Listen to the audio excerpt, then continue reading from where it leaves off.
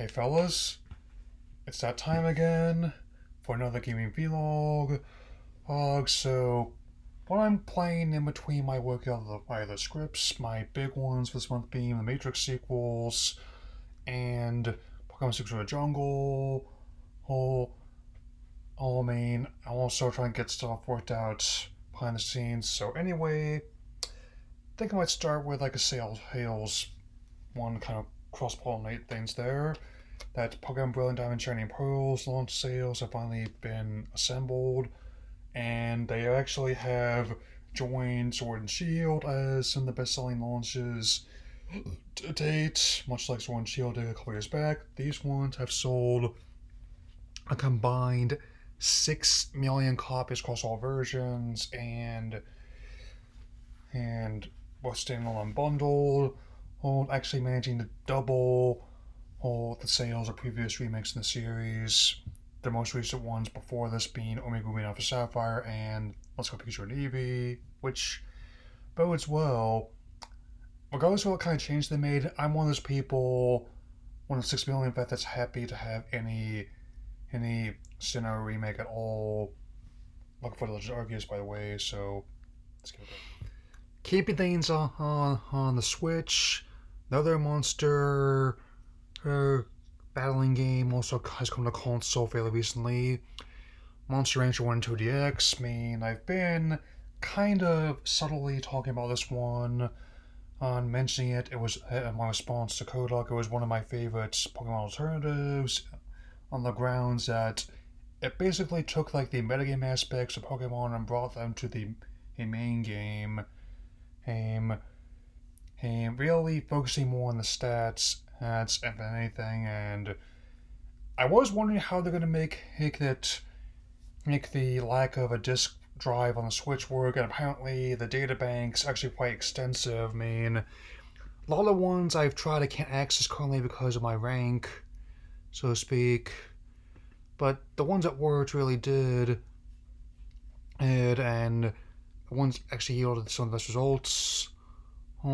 Incidentally, included ones like George Michael's Faith of all LPs. So, and also the original Paper Mario has come to Nintendo Switch Online, and expansion pack, and I don't know what this is going to mean for the future, or I mean, based on near future, they already had contingencies worked out. My guess is they're accelerating their plans based on the kind of rough launch the service had.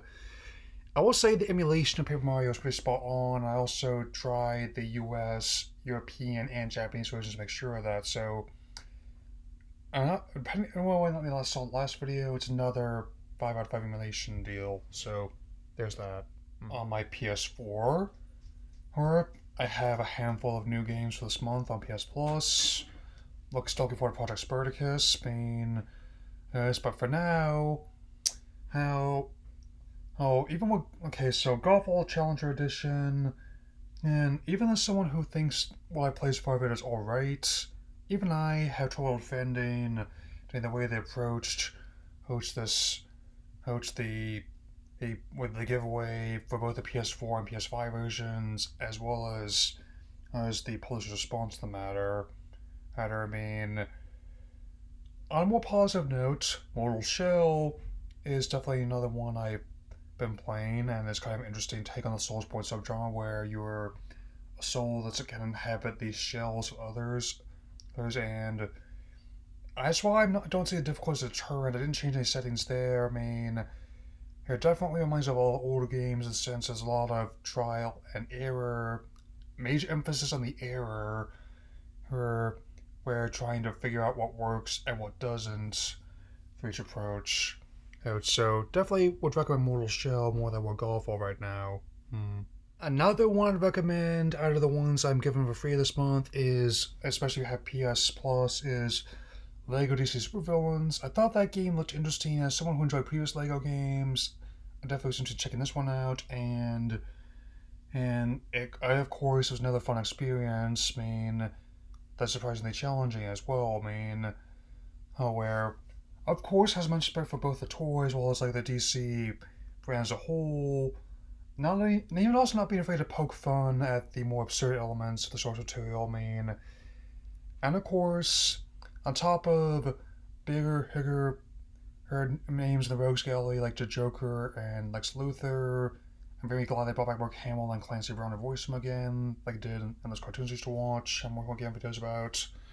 It's, you have a lot of ones, artists one on like Livewire and Doctor Hate, and even when as well as members of the Suicide Squad. And even it's definitely not going to be as it's definitely a bit more family friendly than some of the other appearances. Like you're definitely not going to see any Black Argent Foldsman or Mutilate in this game, but still, I like how they got Steve Bloom who voiced he's the Silver Age Mr. Freeze. He's here, and here I mean, even if the Cowboy Bebop reboot just got canned, and we'll get another video for spoiler talk about that as soon as I finish it.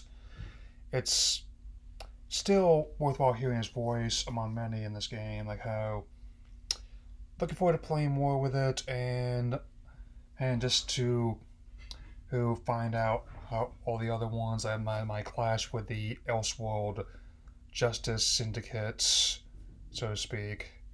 Anyway, that'll be all for now, and I will talk to you all again soon. Take care, everyone.